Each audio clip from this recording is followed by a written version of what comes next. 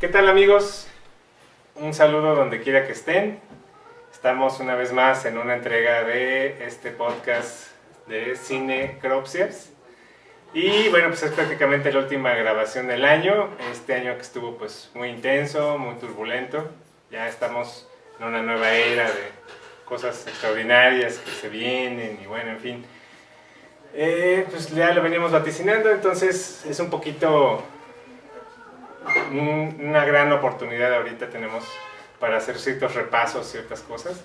Y pues qué mejor modo de cerrar el año pues con la nostalgia, ¿no? Un poco con temas que estuvieron permeados en todo el año.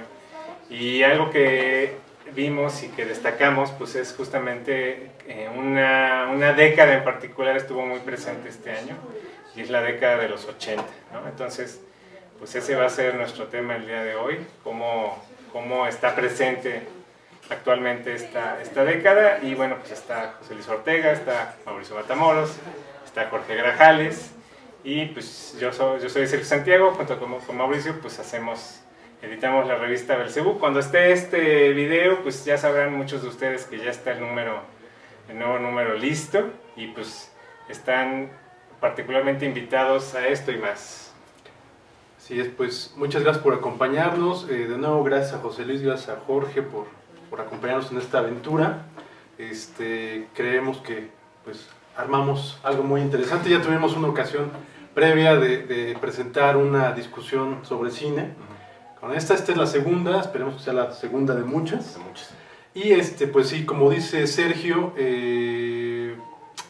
hubo tal vez un tema, un momento importante en algunas de las películas que se presentaron este año, y películas que se vienen presentando desde hace algunos años atrás, ¿no? Ahorita no podemos decir que en cartelera tengamos las dos porque solamente está una, pero recientemente pudimos ver o hemos podido ver en cine dos películas que han sido importantes por distintas circunstancias, por distintas razones. Una ha sido Mandy y otra es La casa de Jack, la casa que Jack construyó, The House That Jack Built, de Lars von Trier, su más reciente filme. Dos películas un tanto disímbolas, pero que tienen elementos pues que de alguna manera las empatan. Y uno de ellos ha sido que de alguna manera se trata de películas que pues retoman pues tanto temas, pero sobre todo también como que retoman maneras de hacer cine y maneras de ver cine, ¿no? Las dos películas, digamos, que de alguna manera abordan el tema pues de los asesinos, ¿sí? Una es de asesinos en serie, otra tal vez de asesinos de cultos, por decirlo de alguna manera, pero coinciden en esa manera de retratar un poco el cine violento. Retoman elementos del cine de los años 80, sobre todo la película de Cosmatos, Mandy. Como recordamos, este director pues es hijo de George P. Cosmatos, un director que se dedicó en los años 80 a hacer cine de explotación, si bien no de serie Z, sí de cine serie B, y dentro de ello pues tiene algunas películas importantes, ¿no? Pero pues su hijo, que digamos se alimentó del cine de su padre y también se alimentó del cine de los directores de la generación de su padre, conoce muy bien este cine y nos presenta ahora esta película de Mandy, en la que pues bueno, prácticamente la mayoría de los espectadores se han volcado en pro de esta película, alabando mucho la actuación de Nicolas Cage, que pues bueno, quienes la hemos visto, habrá algunos que les haya gustado, habrá otros que nos ha parecido excesiva, pero es una película interesante, sin duda. Y pues por su lado, Lars von Trier nos ha presentado pues bueno, esta película que aparentemente, o al menos ya ha dicho que tal vez se convierta en su último largometraje. Estamos hablando de un director que para muchos ha sido uno de los directores más importantes en las últimas décadas, para otros ha sido un mercachifle, pero bueno, esta película presenta a un director que sí nos ha sorprendido, tal vez por distintas razones, ¿no? En mi caso particular, no puedo decir que la película me haya disgustado, pero sí me ha resultado una película que no sé todavía cómo tomar, ¿no? Poniendo esto sobre la mesa, quiero preguntarles cómo llegaron estas películas, cuáles eran sus expectativas y qué obtuvieron. Gracias Mauricio, muchas gracias Sergio, Jorge, un gusto como siempre compartir las mesas de discusión con ustedes. Si los que nos están viendo escucharan todo lo que hablamos fuera del aire, bueno, quedarían o muertos de risa o no sé de qué otra manera. Mira, el tema es bien interesante, abordar los años 80 en esta nueva forma de hacer cine, de presentar cine, sobre todo de género, se ha convertido en un hilo conductor, ¿no? De varias películas, no solamente dentro de los Estados Unidos, también en Europa, también en Asia, también en otras cinematografías, en televisión también, por supuesto, el streaming, las series televisivas han utilizado la nostalgia como un hilo conductor muy importante. Ya lo iremos desglosando. De entrada, Lars von Trier, como bien dices, yo soy de los visores del cine de Lars von Trier, he visto prácticamente todas sus películas, y sí te puedo decir que en este momento considero, y lo he dicho mucho en revista Cinefagia, lo tengo publicado de hecho, que considero que es un gran mercachifle del cine, pero que ojalá y hubiera más mercachifles como Lars von Trier, ¿no? ¿A qué voy? Realmente Lars von Trier se ha convertido en un mercachifle en términos extracinematográficos, con estos escándalos en Cannes, este voto del silencio, esta declaración ahora que probablemente es su última película, y demás situaciones, escándalos extracinematográficos que no necesita. No le hacen bien, no le aportan nada a su carrera, es un cineasta consumado, es un gran director de cine, pero que se ha dejado ir como por un divismo, un fenómeno de enfant terrible del cine, querer ser un provocador, no con su obra, sino con sus acciones extracinematográficas. En ese sentido, me parece que no lo necesita, no es necesario que haga ese tipo de argumentos extracinematográficos, porque lo que vemos en pantalla es realmente lo que nos va a quedar y le va a quedar al cinéfilo con su obra. La Casa de Jack es una película que considero difícil, es una obra que es totalmente consecuente con lo que hemos venido viendo, la estructura realizada en distintos segmentos, un personaje central, una supuesta misoginia que permea en toda la obra reciente. Es decir, creo que bien podría ser el cierre, quizás de alguna trilogía, ¿no? que ha venido manejando en este estilo, quizás con Infómana, ¿no? Quizás con Anticristo, la paleta de color es la misma, el estilo de fotografía es el mismo, la manera de encuadrar es el mismo. O sea, realmente estas películas sí conforman un universo último de un von Trier que no es el von Trier del Elemento del Crimen, que no es el von Trier de Dancing in the Dark, es otro Lars von Trier, evidentemente más evolucionado, pero de alguna manera estancado. No estamos viendo realmente un avance en la cinematografía de Lars von Trier, y de hecho esta película yo la vería como un apéndice, un adendum a Ninfomanía, ¿no? Ahora contada desde el punto de vista masculino, quizás, ¿no? Entonces, de alguna manera no creo que sea la extraordinaria película de Lars von Trier, no me parece que pueda ser el gran legado cinematográfico de Lars von Trier, suponiendo que de verdad fuera su última película. Acercarse al cine de horror, acercarse al cine de asesinos seriales, cae también, siento, en esta nueva tendencia, del art house horror, ¿no?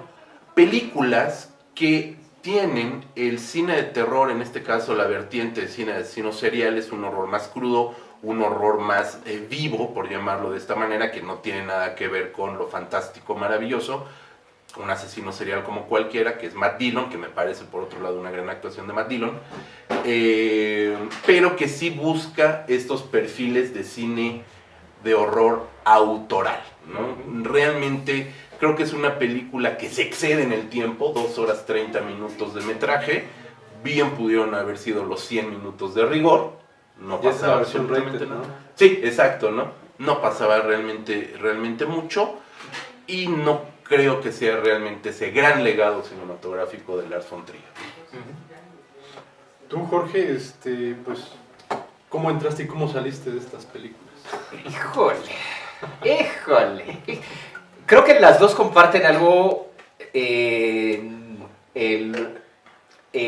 llamado hype que desataron cuando se estrenaron respectivamente en el South by Southwest, la de Mandy, y en el Festival de Cannes, la de La Casa de Jack. Es decir, que empezó a salir una expectativa generada por la prensa que escribía acerca de ellas, como poniéndolas en un plano que se antojaba difícil que realmente cumpliese.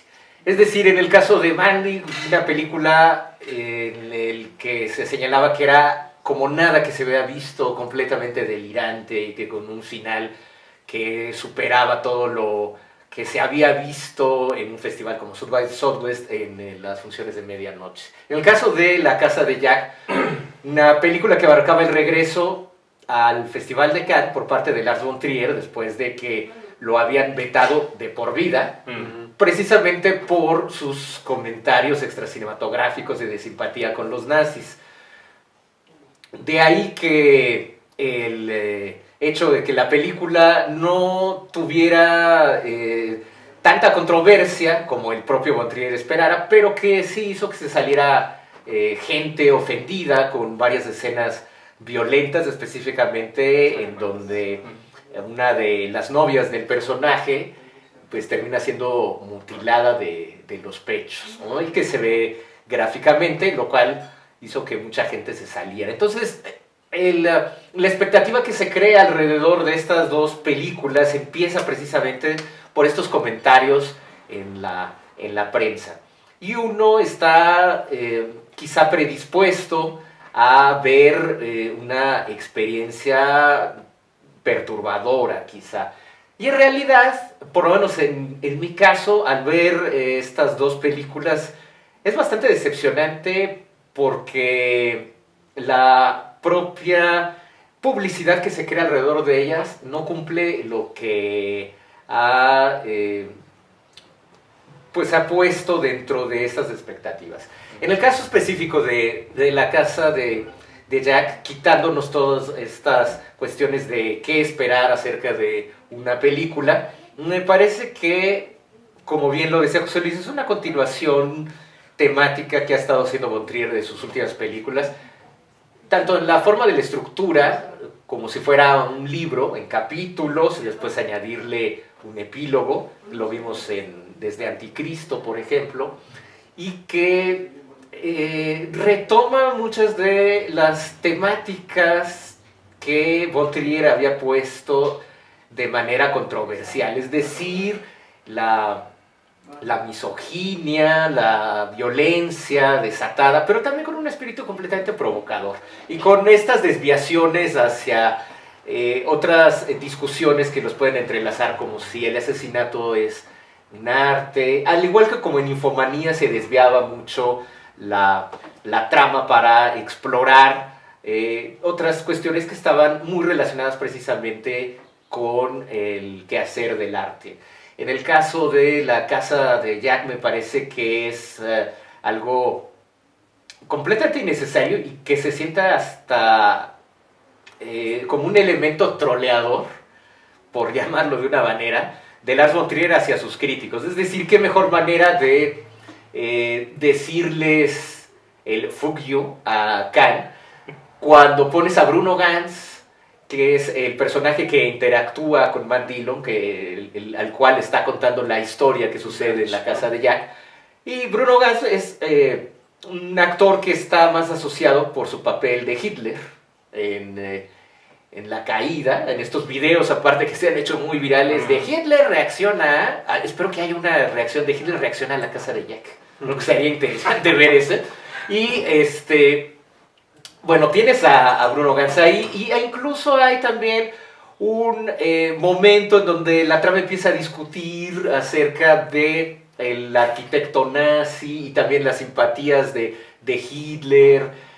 Vaya, es algo tan calculado como decir, muy incluso como de niño travieso, de jijiji, ahora les voy a poner cosas nazis para que vean, y vaya, no sucedió nada, nadie hizo aspavientos precisamente por eso, pero toda la película me parece que está llena de ese tipo de trampitas que pone Lars von Trier a propósito.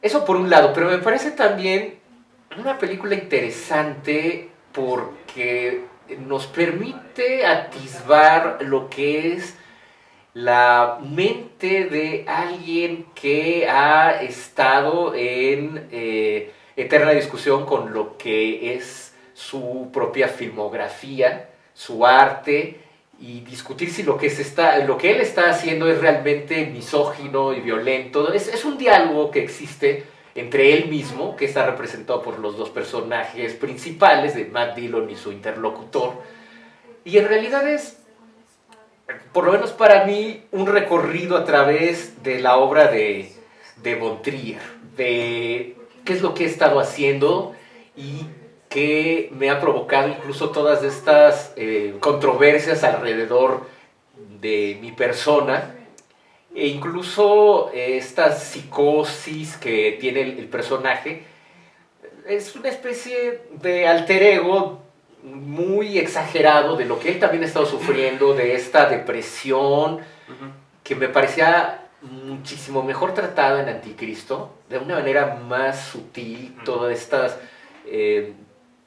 cuestiones psiquiátricas que ha él estado sufriendo y que le han llevado en esta espiral descendente.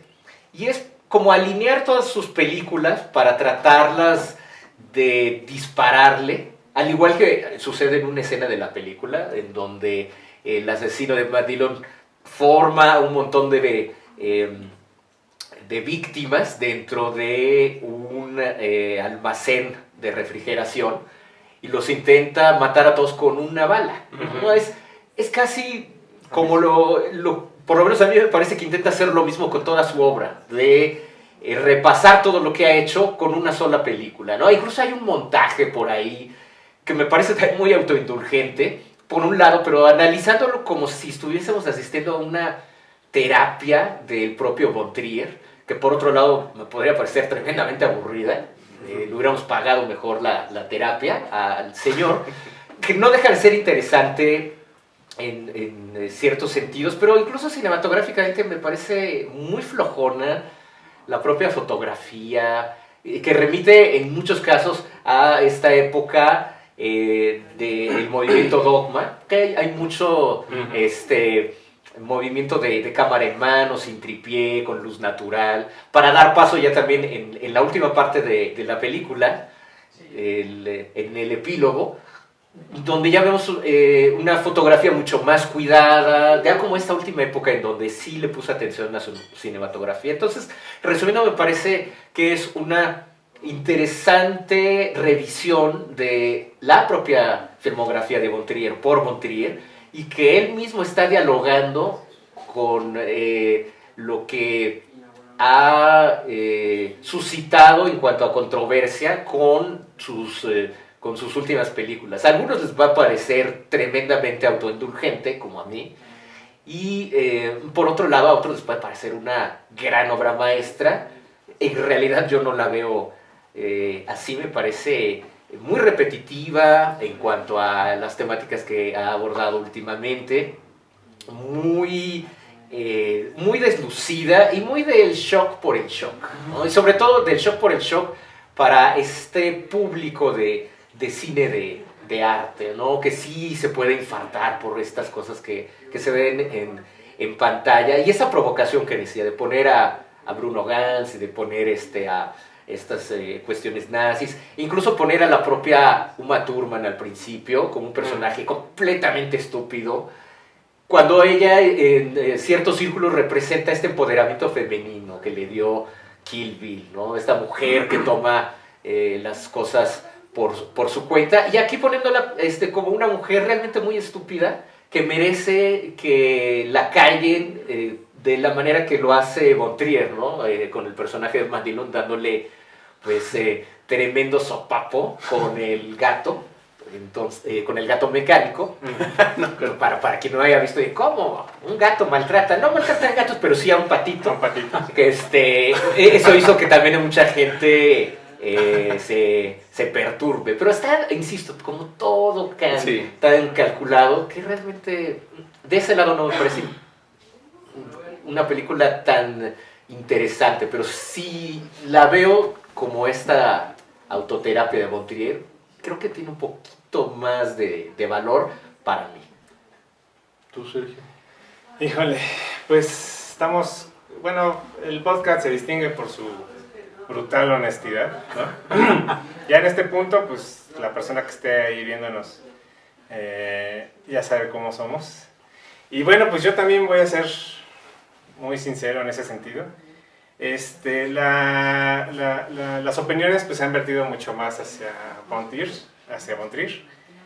y a mí se me hace como consecuencia de algo muy claro, ¿no? Que está pasando particularmente en estas dos películas, ¿no? En el caso de Mandy hay una especie como de continuidad de las obsesiones del director, una continuidad que además, si ustedes han visto la película anterior que tiene 8 años, que es Beyond the Black Rainbow, pues ya están ahí perfectamente presentes, ¿no? Y lo que vemos ahí en Mandy es una historia muy concreta, con principio, medio y final. Prácticamente sucede en una sola noche. Y es una historia pues autocontenida, podemos decir que es un universo, ¿no? Ahora, este universo pues está construido, está generado a partir de una serie de referencias cruzadas que de ningún modo afectan la historia central. O sea, la historia central es muy lineal, ¿no? Podemos decirlo así. De repente podemos decir, bueno, esto es Hellraiser, ¿no? O de repente podemos decir, esto es Jason. O podemos decir hacia el final, esto es He-Man, ¿no? Y bueno, hay una parte fundamental en Mandy que son estas letras que pasan de ser perfectamente legibles, como eran los discos de los años 70, ¿no? Los nombres de los grupos de metal, a transformarse en una fuente, en una tipografía pues totalmente del black metal, que no se entiende absolutamente nada, ¿no? Eso es una parte pues central de la película. Ahí todo el tiempo estamos viendo justamente estas transiciones, ¿no? de referencias. Y sobre todo hay una parte que es animada, en el caso de Mandy, que es una referencia gloriosa pues, a la película de heavy metal, ¿no? Es una película llena de rock, pese a que el soundtrack no es particularmente rockero, ¿no? Es un soundtrack además maravilloso el último que hizo Johan Johansson. Y bueno, pues ahí lo que estamos viendo es un montón de cariño vertido de parte de Cosmatos a una época. Es como una carta de amor de Cosmatos a las obsesiones de la época y a su violencia, ¿no? O sea, una glorificación de la violencia sobreestilizada, pero muy consecuente, ¿no? Yo digo, a mí me gustó mucho más, lo voy a decir, ¿no? Me gustó mucho más la película de Cosmatos que la película de Lars. Yo el principal problema que tengo con las películas de Lars von Trier últimamente es justamente una cuestión que aquí se planteó, que es que parece que está hecha para gente que no está acostumbrada a cierto cine, ¿no? No puedes dejar de verla sin remitirte a, por ejemplo, a Henry, ¿no? Henry, que para mí es la película insignia del cine de asesinos en serie. No hay una película más cruel, más desnuda, más cruda para mí que Henry, en el sentido del asesino en serie. O sea, lo muestra en toda su sencillez, en toda su simpleza, en toda su... o sea, la primera víctima principal del serial killer resulta ser el propio serial killer. Es una persona que prácticamente está lisiada, ¿no? O sea, es lisiada emocional. Lo que vemos en este filme, pues son como, o sea, para uno que ya tiene estas referencias, pues son lugares comunes, ¿no? O sea, se vuelven lugares comunes. La gente que se escandaliza, pues es porque nunca ha visto una cantidad de películas que, pues, para el género en general, y para ese tipo de películas en particular, para ese subgénero que es el de serial killers, pues ya son prácticamente lugares comunes. Es totalmente autoindulgente, o sea, eso es absolutamente innegable, ¿no? Y sobre todo está sustentado en los temores mediáticos de la época, es decir, depende muchísimo de las redes. Parece como que estamos viendo un video de YouTube, es como si fuera un playlist de YouTube de cosas terribles, ¿no? Y cada vez más terribles y cada vez más peores. Y volvemos otra vez que hay un punto, por ejemplo, justamente cuando se dan los asesinatos, pues que nos remite al videojuego. Una vez más nos remite al videojuego. Tienes una bala para matar a estos personajes, ¿no? Y nos remite particularmente a un videojuego que se llama Condemned, donde se da una situación extremadamente similar, ¿no? Solo que en el juego pues es una pesadilla del personaje. Para mí el gran trabajo de Von Trier, o sea, para mí con el que yo siempre me quedo o que me remito siempre dentro de su propia obra, pues es Riguet, ¿no? Riguet, que se llama El Reino, es una miniserie que por cierto dejó sin terminar. Pues ahí yo veo todo, o sea, yo veo todo lo que está intentando ahora, yo veo todo lo que está haciendo, yo veo todas sus obsesiones y demás. Para mí es ahí donde tiene su forma perfecta, podríamos decir, ¿no? Su primera forma en la cual se manifiesta de forma, pues, sincera, porque esta película en particular no se me hace tan sincera, se me hace más provocadora sobre otras cosas. Y después ya no lo vemos, ¿no? O sea, para mí esto es justamente como si fuera un globo que se va desinflando, ¿no? Yo creo que voy a ver Mandy varias veces, porque se pierde uno en los referentes. Y en el caso de Von Trier se me hace muy difícil volverla a ver. No porque unos impactos se escandalicen, sino porque, aparte de que dura 2 horas y media, que es una cosa pues, excesiva, ¿no? Blade Runner, por supuesto que la soportamos 2 horas y media. Queríamos otras 2 horas y media más. Pero en este caso, pues es un cliché tras otro. O sea, en el caso de Mandy a mí me parece que son homenajes, ¿no? Y en el caso de Laura Mortiz se me hace que son clichés, ¿no? Y pues ese es mi comentario. Caray. Ahora sí, ok. Fíjate que aquí me interrumpo tantito, nada más para decir, bueno, para complementar lo que dice Sergio. A mí me parece que La Casa de Jack es más bien como sí son homenajes, pero a su propia obra de Von Trier. Lo hace todavía algo más autoindulgente, y en realidad es que no creo que tampoco vaya dirigido a gente que le gusta el cine de género, como Mandy.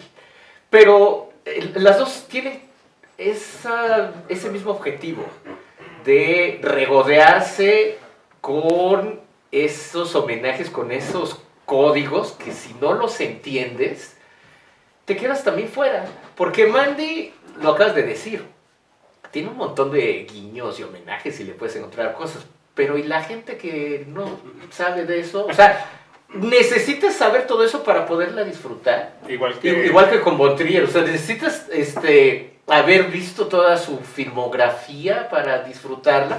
Quizá no, pero quienes la ven sin todo ese bagaje, obviamente van a encontrar filmes completamente diferentes, tanto en Mandy como en la Casa de Jack, ¿no? Y ahí sí creo que abordar La Casa de Jack como una película de asesinos seriales, para mí es como un error, porque sería como abordar ninfomanía dentro del género del cine porno. Y obviamente no, porque sus objetivos son completamente distintos. Sería reduccionista. Totalmente, ¿no? Y Mandy, que ya es harina de otro costal, me parece también una película muy autoindulgente, pero muy a la manera de Cosmatos, y es apenas su segunda película, caray. Digo, por lo menos con Von Trier ya lleva años y todo, pero así con Cosmatos, ¿de en serio? ¿Tan rápido ya esa autoindulgencia? En donde en una primera película, en su ópera prima de Beyond the Black Rainbow, podrías ver como algo inusual por codificar para el siglo XXI todos los elementos que se encontraban en las películas de finales de los 70s y de principios de los 80s, para algo que ya es como el cliché de todas las películas de género, de utilizar la paleta de colores, el sonido, los homenajes, el guiño, es de ya, o sea, ya basta, por favor, de todo eso, lo cual no le quita, para mí, que Mandy sea una película interesante, pero la podría emparentar con Roma, de Cuarón, porque es una película que está hecha para verse en pantalla grande. A mí me tocó verla en el Festival Mórbido de aquí de la Ciudad de México. Yo no la había visto en internet, de bajarlas y de video on demand. Tenía la vaga idea de que algún festival la podría traer. Y pues como soy muy purista, por no decir mamuco, dije, ay, me voy a esperar a verla en pantalla grande. Y es una gran experiencia, verla en pantalla grande. Son de estas películas que me atrevo a decir que son muy sensoriales y que les importa más esa experiencia de el sonido envolvente, porque como bien dices, aunque no es una película que esté aderezada con heavy metal, porque es más bien como un sonido apagado, como muy drone, que te envuelve y te va sumergiendo en la atmósfera y en esas paletas de colores muy primarios y muy como de esta época setentera, principios como de los manchas de 80. aceite casi, ¿no? Y eso yo creo que en pantalla chica se debe deslavar mucho. O sea, por más que te la bajes así del Blu-ray y la ves en una buena pantalla, o sea, el contraste en el rojo y el negro, por ejemplo, que utiliza mucho, en pantalla grande gana muchísimo. Y sí, es una experiencia completamente sensorial. Y es aquí donde ahí depende de cada quien, porque las tramas pasan a segundo plano. Pues hasta último plano, realmente son el pretexto. Es como esta otra película que a mí me gustó mucho y que otra gente odió, de este matrimonio belga, adaptado de una novela negra, que es Dejen broncear a los cadáveres. Que es una gran experiencia sensorial. También, a pesar de que aquí sí hay una trama, muy a diferencia de sus anteriores películas de las lágrimas el extraño color de las lágrimas de tu cuerpo y Amer, que también son igual estos homenajes y todo, pero creo que este matrimonio lo lleva a esa experiencia sensorial. Y a mí me gustó mucho porque es una película que se disfruta para escucharse, para dejarse llevar, ahora sí que clavarse en la textura, y son muy táctiles. Y Mandy es eso, pero verla en una pantalla chica y se le acaba todo. Se acaba todo, sí. Como Cuarón. Prácticamente podríamos decir, no creo que sea la intención, o bueno, no existe creo que todavía el género del homenaje, ¿no? Al menos el género del homenaje a los 80s, pero estas películas de alguna manera podrían entrar en ese aspecto, y las dos, digamos, con objetivos muy distintos. A pesar de que utilizan prácticamente los mismos códigos, en lo personal me parece que Mandy se le ha argumentado que es una película que llega a cotos de violencia muy muy altos, pero a mí por lo contrario me parece que cuando está a punto de llegar a la violencia como que le corta, y le corta de una manera muy abrupta y mal hecha, según yo. Bueno, no sé si mal hecha, pero bueno, sí mal hecha en cuanto a que no supo cómo hacerlo, no de que esté mal hecho precisamente. En cambio, La Casa de Jack, por otro lado, me parece, y eso se lo agradezco, maneja niveles de violencia que tenía mucho tiempo de no ver en el cine comercial, llamémosle, en mucho tiempo, sobre todo en estos momentos que están tan políticamente mutilados, correctos, ¿no? Entonces, vemos La Casa de Jack y veo realmente pues mutilaciones, asesinatos que tenía mucho tiempo de no ver en el cine, y sobre todo a figuras que son prácticamente intocables en el cine, ¿no? No estoy diciendo que sea bueno, pero estoy diciendo que son cosas que no habíamos visto. Estaba viendo La Casa de Jack en el cine y pues a mí me remitió, por ejemplo, al cine de Lucio Fulci en los 80s, ¿no? En cuanto al nivel de violencia, ¿no? Y conocemos bien el cine de Fulci, conocemos sus intenciones, pero sabemos que era un cine que, si bien era un cine lineal, era un cine que carecía en ocasiones de elementos narrativos que le permitieran entenderlo totalmente como un círculo, ¿no? Y en ese aspecto, me parece que ese era como que lo que se le criticaba al cine de Fulci. Aquí a esta película de Lars von Trier, creo yo que si lo hubiéramos visto en los 80s y si lo hubiéramos visto con la firma de Lucio Fulci, no habría tenido tanto problema como actualmente está teniendo. Entonces, bueno, lo que yo les quería comentar es eso, ¿no? Una película me parece que, a pesar de que son películas que tienen vasos comunicantes muy muy fuertes, tanto Mandy como La Casa de Jack, son películas que también a su vez están muy separadas. Una intenta llegar a unos niveles de violencia muy altos que no lo logra, y me parece que en ese aspecto es una farsa, Mandy. Y por otro lado, La Casa de Jack es una película que, si bien no se anuncia como una película violenta, precisamente sí es una película mucho, muy violenta, sobre todo en los momentos, ¿no? Entonces, ¿esto cómo lo ven? Mira, retomando un poco todo lo que estábamos comentando, yo lo que comentaba Jorge de la década de los 80, creo que el gran meollo de estas dos películas y otras muchas películas por ahí fuera del aire, comentamos Verano del 84, etcétera, etcétera, todo lo que pueda haber, Stranger Things y demás, es que las películas sí están pensadas, ojo, eso también hay que tenerlo mucho en cuenta, desde la concepción misma de la película se están presentando como un ejercicio nostálgico. Evidentemente lo dice muy bien Jorge. ¿Qué sucede cuando no tienes todo este background?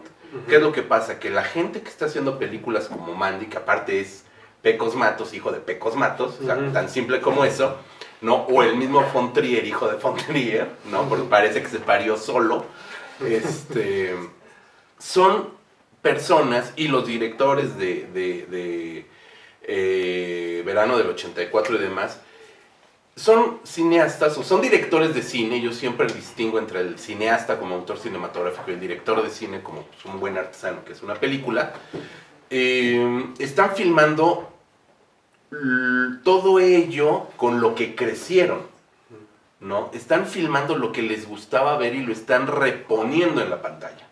El problema radica justamente cuando tienes dos tipos de público, ¿no? El público que creció con ellos, que son público como nosotros y que estamos asistiendo a las películas, con un background establecido, formado a través de los años, formado a través de horas de pantalla, y un público novel que no tiene ni debe por qué conocer este tipo de obras o estas filmografías y que se encuentran ante una película totalmente distinta. La experiencia de ver La Casa de Jack, Mandy o Roma, como bien comenta Jorge, que no hablaremos de Roma más allá de esto,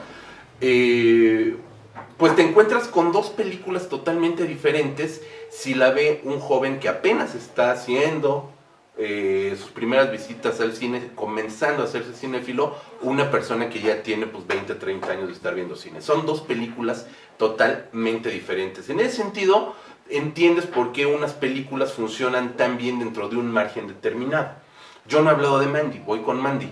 Para mí Mandy me parece una película inútil, ¿no? Total y absolutamente inútil. Hemos visto por allí el Rotten Tomatoes, hemos visto por ahí el Metacritic, hemos visto etcétera, etcétera, donde tiene las más altas puntuaciones. Tenemos que entender también quién le está puntuando. O sea, quién es la gente que entra a estas plataformas, que interactúa con estas plataformas para entrar y dejar películas, dejar votos, etcétera, etcétera, ¿no? Y también te explicas por qué funciona cuando ves una película que de entrada pues tienes ahí pseudo cenobitas, tienes pseudo Dario Argentos, tienes pseudo terror del bosque, tienes pseudo policromías, etcétera, ¿no? Que efectivamente es la manera en que un cineasta que creció viendo este tipo de cine lo asimila, porque evidentemente tienes que tener un background cultural, lo asimilas, lo retrabajas y lo presentas nuevamente como un filme propio a partir de tus experiencias sensoriales, artísticas, visuales, de oído, etcétera, etcétera, ¿no? Entonces la película, efectivamente, la película de Mandy es una línea total y absolutamente recta, tiene un principio, un medio y un final, sabemos, no vamos a spoilear la película ni mucho menos, pero sabemos qué es lo que va a pasar desde el primer momento, o sea, tienes una línea bien establecida y no se va a apartar de allí. No hay sorpresas. No hay sorpresas, ¿no? Ninguna. Entonces, en ese sentido, ¿cómo vas a hacer que esa línea sea atractiva para el público que le está viendo? Tanto para los nuevos públicos como para los públicos, llamémosle, conocedores. Bueno, tienes que rellenarla de florituras que te pueden crear toda una nueva atmósfera, que te pueden crear una sonoridad, una visualización, una atmósfera, etcétera, etcétera, etcétera, ¿no? Lo cual es 100% y totalmente loable y artístico y etcétera, etcétera, ¿no? ¿Qué aporta la película? Realmente no aporta nada.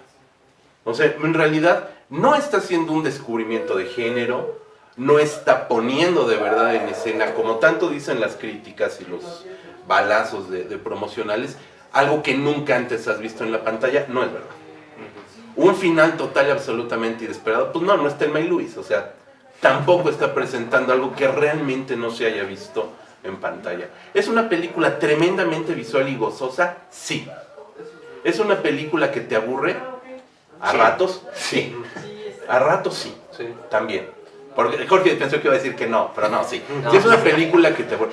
y en el mismo sentido de La Casa de Jack, que dura 2 horas y media, Mandy dura 2 horas, que podían haber sido 90, y que quizás hubiera ganado agilidad, o menos, hubiera ganado agilidad, hubiera ganado otro tipo de cosas. El problema tanto con Lars von Trier como con Pecos Matos, Panos Cosmatos, que es hijo de George Pecos Matos, es uno, por la obra que tiene, fundamentada, vanagloriada, etcétera, etcétera. Y otro por la obra que no tiene, porque apenas es un segundo largometraje, es asumirse total y absolutamente indulgentemente, como bien lo dijeron los tres, como autores cinematográficos. Y entonces, anteponerse en autores cinematográficos, con toda la autocomplacencia y pedantería que ello requiere, ¿no?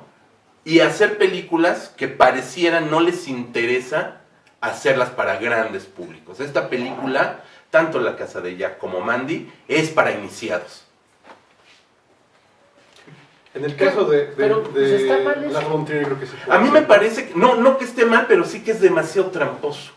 Y más tramposo, y a lo mejor la trampa, aquí a lo mejor doy 2 pasos para atrás, a lo mejor la trampa no es tanto ni siquiera de los autores, sino del tejemaneje posterior a la película. Sí. ¿Cómo te venden esa película y qué te quieren hacer creer de esa película? Sí, porque aquí hay un tema que todo el tiempo estamos tomando, que es que hay una expectativa cuando vas, y esa expectativa la está creando pues un mundo de gente, ¿no? El mercadeo, los mismos críticos. Las críticas ahora están pensadas como para que te vendan la película de alguna forma. Y creo que ese ha sido como un gran problema con estas películas en particular, porque se necesitan defender solas, pero no puedes dejar de pensar en lo que te han dicho que tienes que ver. Y es lo mismo que pasa, una vez más, de la película que no vamos a hablar, que es Roma, que te crea justamente, hay un mundo ahorita, prácticamente eres enemigo de la nación si no te gustó Roma, ¿no? Y en ese sentido, yo creo que es como una especie como de ingeniería inversa del cine de culto, de lo que debe ser el cine de culto. Es decir, una película de culto surge por sí misma, ¿no? Y aquí lo que están intentando, pues, ahora sí que artificiosamente es crear una película de culto a fuerzas, que encaje, porque si no te gusta, entonces el que está mal eres tú, ¿no? Y lo peor es que una película de culto gana el culto con el paso del tiempo. Sí, claro. Cuando volteas con los años a ver tal o cual película, ¿no? Y películas del propio George Pecos Matos, papá, puedes voltear a ver alguna de su filmografía, Tombstone, que fue la más celebrada, hasta Cobra en una de esas, y dices, es una película de culto. Sí. Por X o Z y creas un discurso, ¿no? Sobre todo Z. Sobre todo Z. Pero cuando conviertes o convierten productores, distribuidores, exhibidores, programadores de festivales, etcétera, Y etcétera. críticos y articulistas. Críticos, articulistas, la prensa, convierte a una película en un fenómeno de culto horas después de que se ha exhibido por primera vez, es cuando te das cuenta que algo está fallando. Porque están haciendo una labor que no le corresponde a ellos, le corresponde a los públicos. Público, exactamente. ¿No? Y entonces hay públicos, y creo que cada uno de nosotros conoce muchos públicos que por convención social dicen, wow, es maravilloso, es lo mejor que he visto. Así, ¿neta? Lo dices porque neta te convenció en que La Casa de Jack, Roma, que no vamos a hablar de Jack, Saludos, Alfonso. Mandy son la neta del planeta y te parecieron realmente películas que eran extraordinariamente propositivas, novedosas, rompemadres, etcétera, etcétera, o porque es la ola a la que te sumas por no quedar fuera. No, y siguiendo con la línea reduccionista, sabes que es la misma gente que el otro año va a decir que esa película que acaba de ver que está de moda también es la mejor que ha visto en su vida. Sí. Entonces, ¿qué está pasando ahí? ¿No? O ¿Qué sea, está pasando? ujú. ¿Qué está pasando? ¿Qué está pasando? ¿Qué está pasando, Magadán? Bueno, yo creo que para redondear la idea de Mandy y de La Casa de Jack, pues Mandy, a final de cuentas, es una película para verse en pantalla grande y como tal me parece una gran experiencia sensorial. Quizá, a lo mejor ahorita también estamos como muy cerca en el momento en el que están saliendo estas películas. y es difícil evaluarlas en ese sentido. Yo siempre lo digo, es como si estuviéramos frente a un mural y estamos tan cerca que no alcanzamos a ver pues toda la imagen, ¿no? Necesitamos como ese beneficio del tiempo. Y lo digo porque tanto Mandy como las películas de este matrimonio belga de los Catet, pues, me parece que son películas, insisto, muy sensoriales en donde la trama es lo que menos importa y es más esta experiencia de lo que te puede transmitir el cine, de sentir a través de las imágenes, de escuchar todos estos sonidos, los ambientes, de sumergirte en esto. Quizás son nuevas maneras de estar haciendo cine y nosotros lo estamos evaluando desde otro ámbito de pertinencia. Como en su momento Lucio Fulci, precisamente. Porque el cine de Lucio Fulci siempre, en los 80s, fue muy atacado. Que eran películas estúpidas, incoherentes, mal hechas, mal filmadas, y que eran una sucesión de escenas grotescas sin nada de fondo y mal filmadas. Un video nasty.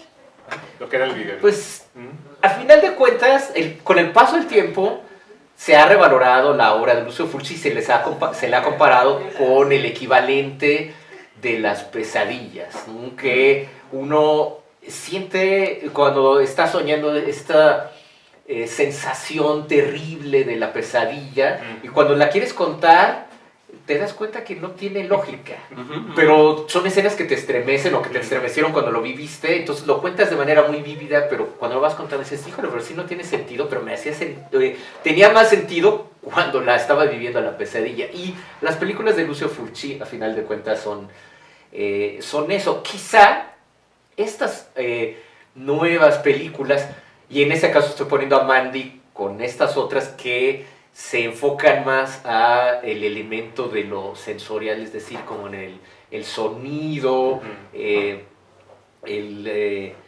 ambiente visual, cómo baña al espectador, en fin. Más que por la trama. Están, de hecho, en un terreno más como del cine experimental, en ese sentido, por lo menos para mí, y en el caso, insisto, de El extraño color de las lágrimas de tu cuerpo, de Dejen broncear a los cadáveres y de Amer, se entiende por qué este matrimonio, me parece muy interesante el trabajo que ellos hacen, la mujer venía del cine experimental y no había visto como todo este cine de explotación y de horror, cosa que el hombre dentro de este matrimonio sí era fan de todo eso. Entonces cuando ellos dos colisionan y quieren empezar a hacer cine, se ven las influencias de ellos dos en ese sentido. Entonces quizá, insisto, estamos asistiendo al surgimiento como de algo nuevo que todavía no sabemos cómo definirlo, y como lo estamos definiendo con la misma vara con la que estamos midiendo otro tipo de cine, pues nos puede parecer que incluso es algo que no está a la altura, que no está a la expectativa, en fin, ¿no? Yo por lo menos lo veo en el caso específico de Mandy. Y en el caso de La casa de Jack, pues no creo que, insisto, la debemos ver como una película típica del género de horror, sino más bien estas películas autorales, de este cine de arte, y pues muy excesivas de lo que hace von Trier. Dentro de su propia filmografía me parece, pues sí, un poquito reiterativa, pero que no le quita ese interés. Y como bien decía Mauricio, creo que sí, de las cosas más violentas que se han visto en la pantalla grande en un buen rato. Vaya, ni siquiera en los festivales de cine de horror especializado que se ven aquí en la Ciudad de México había visto recientemente algo así tan gráfico. Pues eso lo hace bueno, eso lo hace malo, obviamente depende de cada quien, ¿no? A quien le guste ver estas cosas truculentas y que goce con eso, pues le va a encantar, ¿no? Igual le va a desesperar, o ya cuando la ven en video nada más le van a adelantar a esas cositas y hacen su video de YouTube como Money Shot. Los mejores momentos de La casa de Jack, ¿no? Pero me parece que sí tiene que ver con la manera en la que uno se acerca a tratar de entender, de decodificar este tipo de películas. Ya depende como del bagaje de cada quien. No es que tampoco las condene y diga, ay, son malísimas y no las vean. Me parecen fallidas, sí, pero tampoco es como para decir no las vean. No, creo que también el público tiene que ver de todo, absolutamente todo. Lo que sí habría que decirle, si no, y eso es real, porque si no conocen o no están familiarizados con el cine de Lars von Trier y quieren empezar con La Casa de Jack, pues nada más no. O sea, no hay manera, ¿no?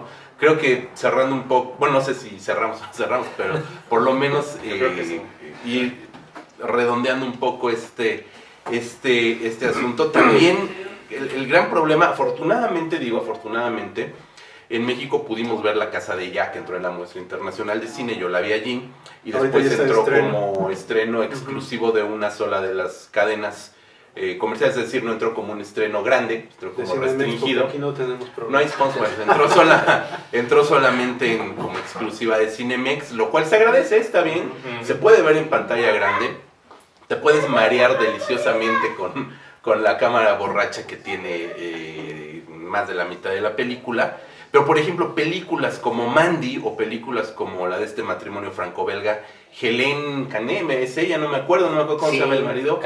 Catet, algo así, ¿no?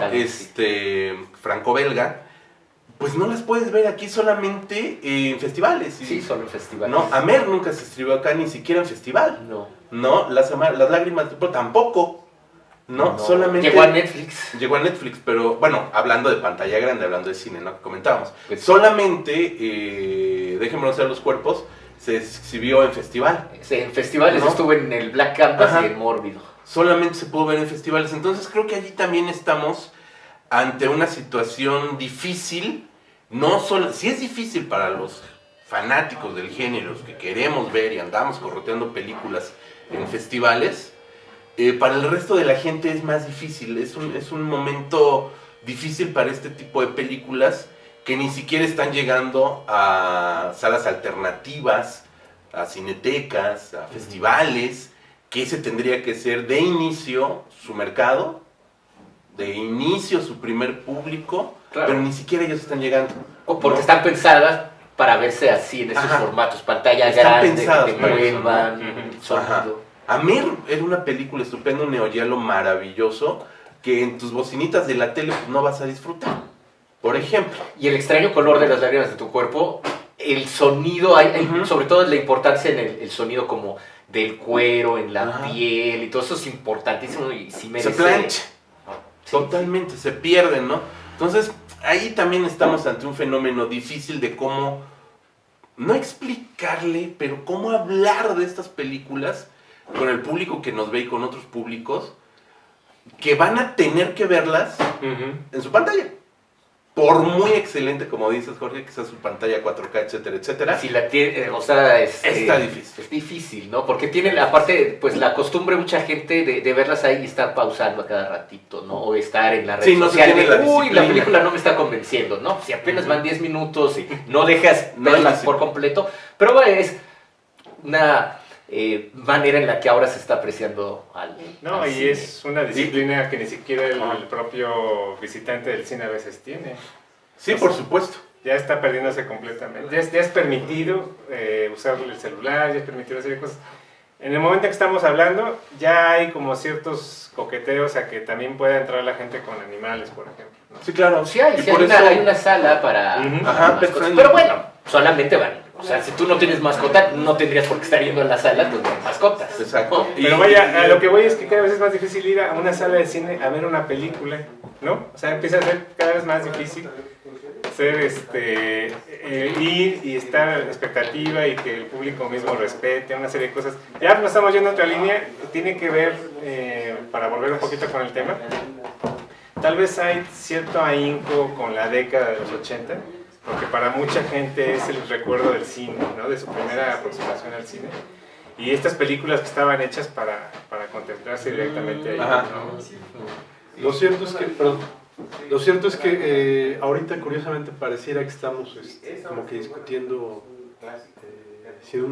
sin un sentido, porque finalmente, a pesar de que estamos hablando de que estas películas están hechas para verse en cine, a la gente le viene valiendo madres eso, ¿no? O sea, Exactamente. si las ven en cine o si las ven en el teléfono celular, les da igual. Lo que pasa, precisamente, trae a colación Roma, porque es una película que invirtió todo eso. Pero no íbamos a hablar de Roma. No, pero es que me parece importante lo que hicieron. Sí, sí, porque sí, es sí, sí, sí. esta película decirle al público, hasta convencerlos, de que esta película tienes que ver en la pantalla grande. A pesar de que la vendieron para Netflix, y una película es para Netflix, se ve de esta manera de lo que estábamos discutiendo, ¿no? De la ves, la pausa, la dejo como acompañamiento mientras estoy trabajando, en fin. Pero esta dijeron, no. Voy escribiendo la crítica mientras la veo. Ándale. Y aquí esta película es otra cosa, es eso, es esa experiencia sensorial, auditiva, que necesitas ver en pantalla grande. Y la vendieron muy bien, al grado de que toda la gente se desbocó para ir a verla. Sí, sí. Cuando creo que todas las películas, no solo Roma, todas las películas merecen verse así en pantalla grande, porque todas tienen esa cualidad, Sí. ¿no? de apreciarse de una manera distinta en la pantalla grande. Y a riesgo de sonar también ya como papá regañón de estas épocas, sería como decirles, los millennials descubren el cine. Claro. ¿No? Ya claro. con Roma, ¿no? De, oye, es que sí, se ve bien padre. Oye, no. Pues sí, los millennials descubren Roma, ¿no? Y es, por un lado, una lástima que Mandy, que insisto, una película que a mí no me gustó, pero creo que merecía verse en cine. Sí, claro. Tan así que en Estados Unidos hubo ese extraño fenómeno de que cuando la vendieron a Video On Demand, la película, pues por compromisos, se exhibió a lo mucho un par de semanas en unas cadenitas de cine muy al estilo como de Roma, pequeñas salas. Ujú. Y al igual que Roma, hubo una gran demanda de la gente de quererla ver en pantalla grande, a pesar de que a la semana siguiente o en 2 semanas la iban a tener en video on demand, iba a estar en pirata, incluso no tenías que pagar por ir a verla, pero es una experiencia sensorial y resultó tan exitosa que estas cadenitas pequeñas de cine que exhibían Mandy le pidieron a la distribuidora que le diera chance de exhibirla nuevamente a fines de noviembre, es decir, ya para Halloween, porque ya tenían calendarizados los siguientes estrenos. Pero dijeron, esta película, hay gente que se está quedando afuera, está el público demandando verla en pantalla grande, porque es una experiencia para verla en pantalla grande, y lo hicieron así, ¿no? Entonces, una lástima que aquí en México, pues solamente se vio en la función de Mórbido, y para quienes fueron a Los Cabos, en el Festival de Los Cabos, la vieron allá en Los Cabos, ¿no? Pero, insisto, es una película que verla, como la mayoría que la ha visto en pantalla chica, demerita todo de Mandy, y se le ve, es como verle ya las costuras también, ¿no? Decir, híjole, es que no está tan buena, no, porque es una película que está pensada para verse en pantalla grande. Yo creo que por eso impresionó a todos estos críticos que la vieron en el South by Southwest, ¿no? De decir, es que no había visto algo así, todo, pues a lo mejor de estar viendo pura película de estas de arte, todo, pues esta es otra cosa completamente sensorial, verla en una pantalla, otra de estas grandes. Sí, también Obviamente depende del contexto. Obvio, ¿no? Sí, depende del contexto, totalmente. Y ahí yo creo que uno se explicaría que cuando le están uno ya viendo y que te la bajas, no que todos estén comprando el Blu-ray, de uy, no, ya está, me la bajo, la estás viendo y de, con lo que te puede distraer incluso tu propia experiencia de verla en casa, ¿no? O que ya te llamaron por teléfono, que ya pasó el del gas, en fin, ¿no? Cualquier cosa, ya me dieron ganas de ir al baño, le pongo la pausa, ¿no? Sí, sí. Pues muy bien, tenemos creo que cerrar. Que cerrar. ¿No? Pues ¿Quieres agregar algo? yo creo que pues hay que ver las dos películas, ¿no? O sea, eso es extremadamente importante, y a partir de ahí pues ver los referentes, ¿no? O sea, habrá gente muy joven que va a empezar a ver esto y de pronto va a buscar los referentes. Va a pasar como un poquito lo que comentábamos con Halloween, que al momento de ver el cine antiguo, ¿no? El cine de los 80s, pues vamos a sentir que ya lo vimos, ¿no? Como que ya son lugares comunes, etcétera. Pero pues hay que empaparse de todo. Ahora, ustedes verán que es muy importante que aunque una película no nos esté encantando, no nos esté fascinando, pues terminar, ¿no? Terminar de verla, experimentarla, etcétera. Lo digo porque hay una cantidad de gente que se salió del cine de la película Last Frontiers, pues inmensa, o sea, muchísima gente, checas tú en Twitter o en cualquier red social, dice, no, pues yo me salí a la hora, o sea... No vieron ni la mitad. Hay que ser como los meros machos y experimentar todo el cine tal y como te lo va a dar. Y a veces es la experiencia completa la que te va a dejar algo, ¿no? Para mí el gran referente de esto es una película rusa que se llama Ven y mira, que podemos decir, que podemos decir lo que sea mucha gente, ¿no? Que dice, bueno, es larguísima, no sé qué, etcétera. Tienes que llegar a ese final, ¿no? Ese extraordinario final que tiene Ven y mira. Y sales a lo mejor con la vejiga reventada, pero con una experiencia de cine total. Y eso es a lo que deberíamos aspirar siempre, ¿no? Pues sí. Pues bueno, creo que sería todo. Yo nada más quiero agregar que creo que Lars von Trier tiene derecho a ser autoindulgente todo lo que quiera. Es un autor que tiene realmente una carrera muy extensa, independientemente de las opiniones que tengamos de su cine, tiene grandes películas. Y a veces uno como espectador quiere como que siempre los directores siempre vayan hacia arriba, hacia arriba, hacia arriba. Nunca se pueden estacionar o incluso no pueden ir hacia abajo, uno quisiera eso. Pero pues la carrera de un director es pues, como la vida humana, ¿no? Inclusive en una entrevista que podrán leer ahí pronto de Felipe Casals en Belcebú, como dice Felipe Casals, un director de cine también es como un atleta, ¿no? Y a veces nos cortan la salud, las alas y pues ya no podemos remontar el vuelo, ¿no? En este caso a lo mejor, pues sí, bueno, no a lo mejor, sin duda La Casa de Jack no es la mejor película de Lars von Trier, pero me parece que es una película interesante de un director de 62 años y en un momento histórico tan lisiado como el que estamos viviendo, ¿no? Entonces, bueno, no sé si quieran agregar algo más, Jorge. Bueno, pues, agradecerles, por supuesto, la invitación, asegurarles que volveremos, evidentemente. Y sí, hay que ver las películas, uno también ya suena muy amargado y demás cosas, pero hay que ver las películas completas, es un ejercicio también de disciplina. Hay que verlas en cine en la medida de lo posible, hay obras que no se podrán ver en pantalla grande, cuando haya manera hay que acudir a ellas, verlas, leer mucho, también hay que ir un poco más allá de los comentarios de Facebook, de redes sociales, de la estrellita de Metacritic, del tomatito de Rotten Tomatoes. Creo que hay que leer.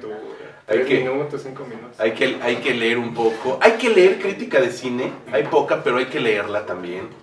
Y formarse todo un background y poder llegar a estas películas no nada más con la primera impresión que nos pueden dejar en pantalla. Al final esa primera impresión es la que cuenta, es la que habla, pero después también hay que pensar la obra, ¿no? También hay que pensar las películas porque lo merecen, porque es un trabajo grupal, porque es un trabajo autoral, porque es un trabajo que implica mucho esfuerzo, mucha gente, y que merece que se piense la obra cinematográfica y no quedarnos nada más con como el flashazo de la fotografía que te deslumbra y después olvidas qué sucedió, ¿no? Hay que pensarlas, ¿no? ¿Qué onda?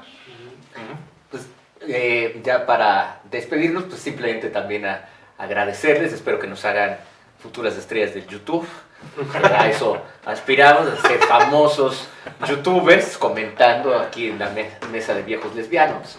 Y pues simplemente recomendar que tengan el rigor de ver cine como debe de verse. No digo que en pantalla grande, sino dedicarle la atención. Que no sé si ya nos dedicaron la atención hasta acá, de que lo vieron todo. Está real, ya lo fueron viendo como de 10 minutos en 10 minutos. A eso me refiero, de tener esa paciencia, ese rigor de ver el cine en ese esplendor, al igual que en la lectura, ¿no? En la lectura es todo un compromiso con la obra y con el autor y con uno mismo, ¿no? De dedicarle tu atención, de si voy a ver una película, pues voy a ver una película que está en mi smartphone, pero solamente me voy a dedicar a ver la película, ¿no? Y creo que eso es algo que se está perdiendo. ¿No? Entonces, espero que este video lo hayan visto así también. Si no, pues de todos modos denle like y pues háganos famosos, por favor, queremos ser youtubers y líderes de opinión, como los viejitos de los Muppets. Entonces, pues muchas gracias por la invitación y seguimos pues diseccionando el cine en estas cinecropsias. Pues muchas gracias. No nos vamos sin agradecerle, obviamente, a la librería Jorge Cuesta, a Max por abrirnos las puertas siempre de este fabuloso espacio y otros más de las librerías. Vengan a la librería Jorge Cuesta, en Liverpool 12, encontrarán magníficas cosas. Hasta cómics, ya, para que venga el público joven a decir, ¿cómo? Y ya, cómics vintage, ¿eh? Sí, no, buenos cómics, como uno que nos llevaremos en un rato. Pues muchas gracias, nos estaremos escuchando en unas semanas. Estén atentos también en la página de Belcebú para el nuevo número. Y pues no nos queda más que agradecerles a ustedes su presencia. Comentarios ahí en el canal de YouTube. Denle like, denle share, compartan, no sean así. Bueno, y recuerden siempre seguirnos en nuestra página de Facebook, que es Revista Belcebú. Es importantísimo, ahí donde damos noticias y demás, y bueno, pues no queda más que agradecerle a ese solitario lector que en este momento debe estar impactadísimo, ¿no? Muchas gracias.